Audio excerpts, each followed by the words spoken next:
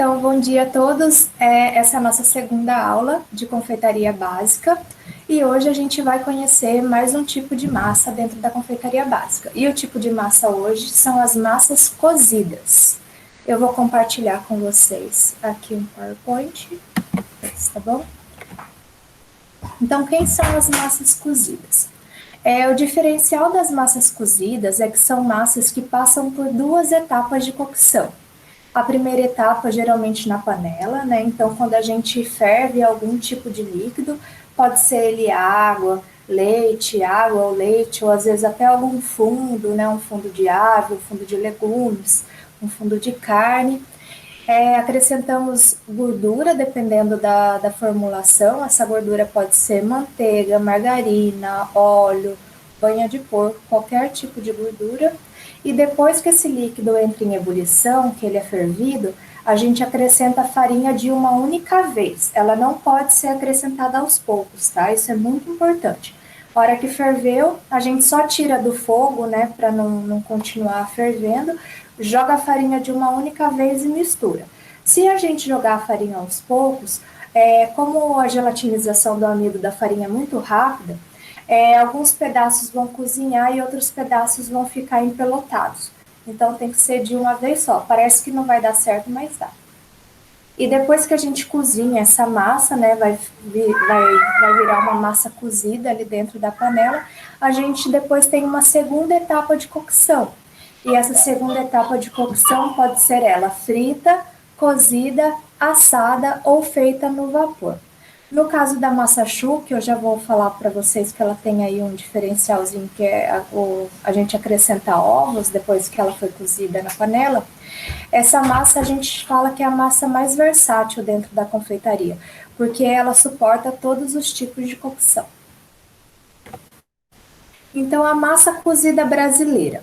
De acordo com Paulo Veríssimo, professor de gastronomia da EMB Morumbi, a origem da coxinha não é tão brasileira como se pensa.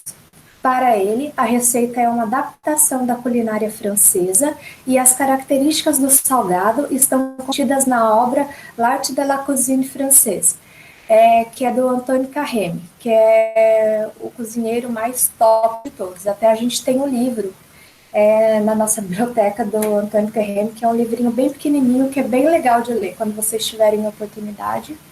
É um famoso chefe da cozinha da França, escrito em 1843. A coxinha nasceu de uma derivação da coxa creme, um aperitivo francês. Essa é uma hipótese, né? A outra possibilidade vem da época, né, do desenvolvimento industrial paulistano no século XX. Nessa época existiam várias fábricas, né, com muitos trabalhadores, e esses trabalhadores tinham que se alimentar e não podiam gastar muito. Por isso era habitual que eles comessem lanches dos vendedores ambulantes que ficam na frente das fábricas, né? Isso até hoje a gente vê muito em São Paulo. Nessa época, era muito comum as barraquinhas venderem frango frito, coxa, sobrecoxa, peito, né? E um desses ambulantes, diz a lenda aí, que usou a criatividade e desfiou esse frango e uniu com um pouco de batata, farinha e moldou no mesmo modelo da coxa de frango e fritou, e aí nasceu a coxinha. Tem uma outra lenda aí também, que vem lá desde a época dos escravos, que o filho de uma dessas mulheres ricas, ele queria muito comer frango e não tinha frango, e uma dessas escravas fez o frango desfiado, moldado, e até colocou um ossinho para ficar parecendo uma coxa de frango, para agradar o filho da patroa, e criou a coxinha. Então, na verdade, assim, a gente não tem uma fonte concreta, a gente tem aí essas possibilidades de quando surgiu essa massa cozida, que a gente chama massa cozida brasileira, porque é um diferencial que a gente tem aqui na nossa gastronomia. Até, inclusive, quem tem a possibilidade de conhecer outros países, né? Quando a gente apresenta os salgadinhos brasileiros, todo mundo gosta e é uma coisa diferente. Às vezes tem até preparações parecidas, né? Tipo com croquete, onde tem o próprio recheio no meio da massa, mas assim, desse formato que a gente tem, a coxinha, o risoles, a bolinha de queijo, é uma coisa bem nossa. Então, salgadinhos de bar e festa. Mas independente da sua verdadeira origem, o que é fato é que independente do lugar onde chegam os salgadinhos brasileiros, sempre fazem muito sucesso e agradam a todos. Até hoje é difícil de imaginar uma festa sem salgadinhos ou um bar sem uma vitrine recheada dessas delícias. Vários formatos e recheios foram criados, mas a tradicional coxinha de frango ainda é a preferida. Então, até hoje, né, o boom assim desses salgadinhos nos anos 70, 80, todas as festas de aniversário pensavam em festinha, era salgadinho, docinho e bolo, né? Hoje, com essa linha mais saudável, está se buscando substituir um pouco os salgadinhos, principalmente das festas de criança muito pequenas, né? Mas com certeza ainda é a preferência e a maioria das festas ainda tem esse tipo de salgadinho. Agora nós vamos conhecer a massa cozida clássica da cozinha francesa, que é a pata choux. A história conta que essa massa foi inventada pelo chefe italiano Panterelli em 1540, alguns anos após ter saído de Florença com a corte de Catarina de Médici. A Pátia Pantarelli, que era o nome dele, era muito utilizada nas preparações de popelins, que era uma espécie de carolina, naquele formato que a gente conhece a carolina, redondinha. Ave-se, um confeiteiro do século XVIII, criou produtos com a mesma base e chamou de patachu, que significa massa de repolho, no caso, né? Porque quando ela assa, ela acaba ficando meio irregular. Daí ele achou que ficou meio parecida com repolho. Devido à aparência gordinha, né, e com rachaduras. O grande, né, aquele chefe que eu citei até antes, o grande Marie-Antoine Carême, conhecido como um dos pais da confeitaria francesa moderna, fez pequenas modificações, resultando na receita que utilizamos até hoje. São apenas 4 ingredientes principais: um líquido, água ou leite, para fazer a massa choux a básica, né? Manteiga, farinha de trigo e ovos. Seu agente expansor é a umidade excessiva que gera vapor durante a cocção, expandindo o produto.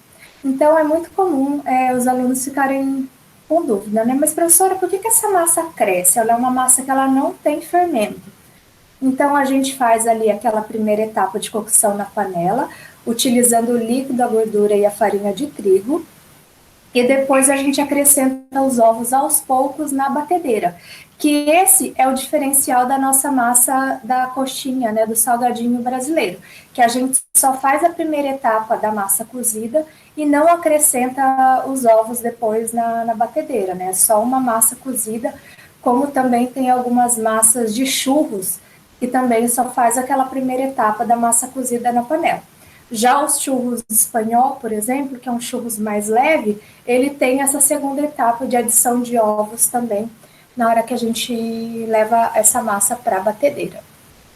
O ponto dessa massa é um ponto muito importante, que até tem ali uma imagem. É um ponto quando ela fica bem brilhante e elástica. Quando a gente sobe ali o nosso batedor a raquete, ele vai formar esse biquinho, que é o que a gente chama de ponto bandeira. Tem alguns confeiteiros também que chamam de ponto cinta, porque cria essa parte elástica, tá? Da massa. As massas cozidas diferenciam-se das outras massas por exigirem um prévio cozimento. A massa choux é feita de início com líquido, gordura, sal e açúcar misturados, e quando quente, acrescenta-se a farinha de trigo de uma vez, cozinhando e mexendo. Quando a gente está mexendo ali a massa e começa a criar no fundinho da panela uma crostinha, é que a massa está boa. Posteriormente, recebem os ovos um a um até serem incorporados na mistura inicial, de forma gradativa e contínua. Quando a gente termina de fazer essa massa, a gente pode optar por deixá-la esfriando antes, ou eu já faço direto na batedeira. Eu coloco ela na batedeira, ligo ela com batedor de raquete e deixo ela batendo devagarzinho até sair toda a fumaça. Quando ela já saiu toda a fumaça, eu sei que a massa ela ainda está quentinha, está morna, mas ela não vai estar numa temperatura tão alta que pode ter o risco aí de cozinhar esses ovos. Então, quando parou de sair a fumacinha, eu começo a colocar os ovos um a um. Tem que tomar cuidado na adição dos ovos, porque essa massa, ela é assim. Se ela ficar muito firme, a massa não vai ter umidade suficiente para crescer. E se ela ficar muito mole, ela não vai ter estrutura. Então, a gente não consegue, depois dela ficar mole, consertar ela. Então, por isso que tem que ser bem aos poucos os ovos, para a gente não correr esse risco. O produto fica bem lustroso, que é brilhoso, e uma boa consistência, parecendo uma espécie de pirão liso, homogêneo e brilhante. Essa massa pode ser assada, cozida em água, cozida no vapor e frita em gordura. Quando assadas no forno quando assadas no forno, a água da massa se transforma no vapor. Os ovos que tem na receita, eles coagulam junto com o glúten da farinha, formando uma camada e uma película impermeável que retém o vapor dentro da massa, fazendo com que ela estufe devido à pressão desse vapor contra as paredes da massa. É por isso que ela cresce e fica oca por dentro. Na classificação estão as carolinas, profiteroles, eclairs, samantas e bombas. Essa massa também pode ser frita após o cozimento, como o caso dos churros, de origem espanhola, recheado com doces, e os filhotes de origem portuguesa, que depois de fritos são banhados em calda de açúcar, cravo e canela ou polvilhados com açúcar de confeiteiro. Semelhante a esse processo, pode-se fazer também as massas de cozinha como risoles e nhoque. Também são cozidas, porém sem o processo de incorporação de ovos após o ato de escaldar ali na panela. Então, ali tem uma fotinho para vocês mostrando como a massinha fica oquinha por dentro. E ali ela no formato inteiro, ali no formato de bomba. Tá? Aqui eu coloquei umas outras preparações, mas uma outra coisa que eu quero chamar a atenção aqui para vocês, um outro fator muito importante quando a gente faz as massas cozidas assadas, no caso da patachu, é a cocção dela. Ela tem que entrar no forno numa temperatura alta, para ela poder ter o salto de crescimento, que é quando ela cresce, ela estufa, né, para ter um calor onde eu consiga criar esse vapor dentro da minha massa e estufe ela. E depois que ela estufou, que ela criou ali uma consistência, eu abaixo a minha temperatura e pego e deixo essa massinha assar por mais tempo. Então ela vai assar sem queimar e vai só secando, só tirando o excesso de umidade. Se eu tirar a minha massa do forno e ela ainda tiver com muita umidade interna, o que vai acontecer? Ela vai cair, ela baixa, tá? E não tem depois como eu recuperar ela. Inclusive, nas nossas aulas do IFSC, a gente tem uma preparação que eu nem coloquei aqui para vocês, eu acabei me esquecendo. Quando a gente perde o ponto da massa, que a massa ela ficou muito mole, a gente desenvolveu uma forma de aproveitar essa massa. Então, a gente espalha ela, uma película bem fina em cima do silpá, e assa ela, e ela vai ficar parecida com uma massa de wrap, sabe? Tipo um crepe. E a gente faz um rocambole, que pode ser doce ou salgado. Como essa massa tem pouca quantidade de sal e açúcar, ela é uma massa neutra. Eu posso fazer a mesma massa e utilizá-la para fazer preparações doces ou salgadas. Nessa primeira imagem, eu quis colocar preparações que são bem típicas das nossas confeitarias. Então, são preparações bem brasileiras que qualquer padaria praticamente a gente encontra. Que são as carolinas de doce de leite.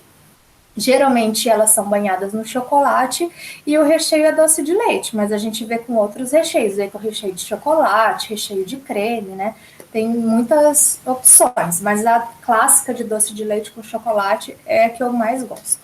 Depois a gente tem ali do lado as samantas, que ela é feita com a mesma massa.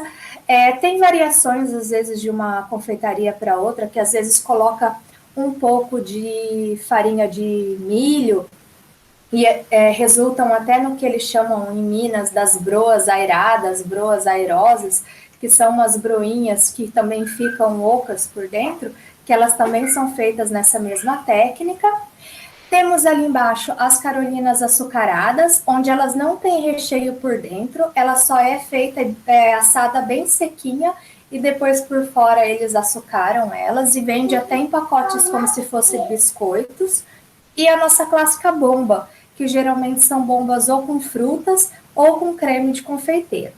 Então, essas preparações são as que a gente mais vê nas nossas padarias. A massa choux, ela tem preparações específicas em todos os países. Como ela é uma massa bem clássica, ela acabou indo, por exemplo, na Itália tem preparações parecidas, que são feitas às vezes com outros recheios, né? E a gente acabou aí tomando gosto por essas opções. Na França, as mais clássicas, né, são os que eles chamam de profiteroles, que é o que para a gente é Carolina, que é nesse formato redondinho circular. Tem os profiteroles com craquelin, que eles chamam, que é essa, tá vendo que tá todo craquelado por cima?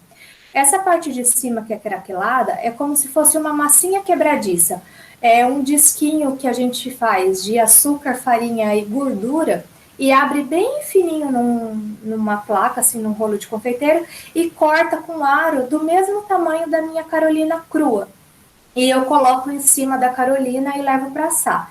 Quando ela assa, esse craquelin vai fazer com que ela fique redondinha, perfeita, e também vai dar essa textura crocante em cima dela, que fica bem bonitinha e bem gostosa.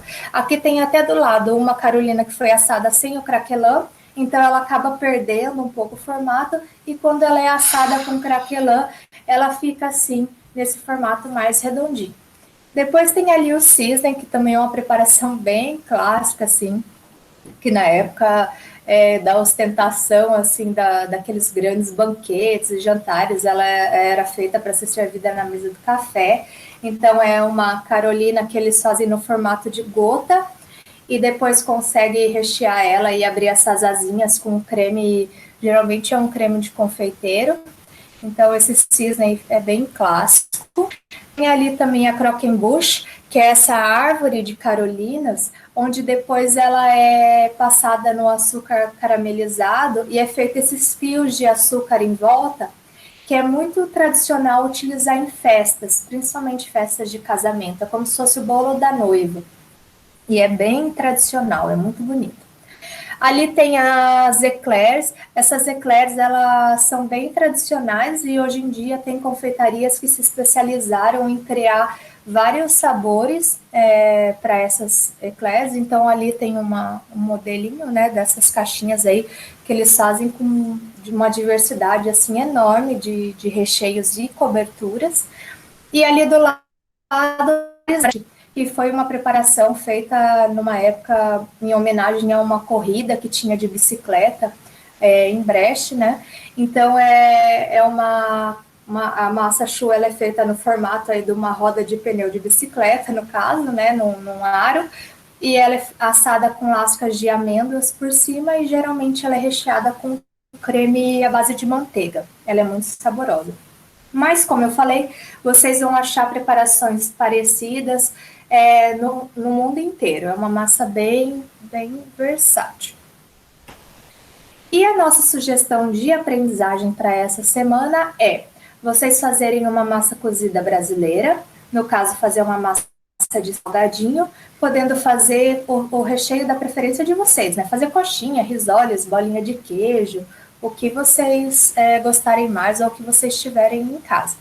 E a outra sugestão é vocês fazerem uma massa da patachu, a massa clássica, que eu já mandei a ficha técnica para vocês, e finalizar também do jeito e do formato que vocês quiserem. Só lembrando, é muito importante quando vocês forem assar a patachu, colocarem no forno somente as porções que são do mesmo tamanho. Por exemplo, professora, eu quero fazer uma Carolina, quero fazer uma bomba, quero fazer uma Samanta. É bom assar uma por vez, porque se eu abro o forno e a minha preparação ainda a maior, né, ela não está ainda estruturada, ela vai cair. Então é sempre bom eu assar elas de acordo com o seu tamanho. A gente nunca coloca para assar tamanhos variados, tá bom? E ela é uma preparação que ela demora um pouquinho para assar, porque é do jeito que eu expliquei anteriormente, vocês têm que começar com uma temperatura mais alta, depois abaixar a temperatura e deixar ela por um período mais longo para ela ficar bem sequinha por fora e não ter tanta umidade por dentro. Vou mostrar aqui um videozinho para vocês. Esse videozinho também tá lá no nosso canal do Nada Gourmet. É uma preparação de carolinas, mas dá para ver bem o passo a passo dos ingredientes. Agora, na nossa preparação nas carolinas, a gente vai colocar o líquido da receita na panela. No caso, a gente está usando água, um pouquinho de açúcar e sal e manteiga. Vai bastante manteiga nessa receita, mas tem receitas que vão em uma quantidade menor. Depois que entrou em ebulição, colocamos a farinha de trigo de uma única vez e misturamos bem até que a massa fique homogênea e crie essa crostinha ali embaixo na panela e ela cozinhe bem. Colocamos na batedeira, deixamos bater até a massa perder esse calor inicial, até sair esse excesso de fumaça, né, esse vapor. E vamos colocando os ovos um a um até ela ir absorvendo aos poucos. No final a gente vai ter uma massa lisa, homogênea e brilhante, como a gente pode ver. Colocamos numa manga de confeitar e damos o formato desejado. No caso eu estou dando formatinhos aí de carolinas ou profiteroles.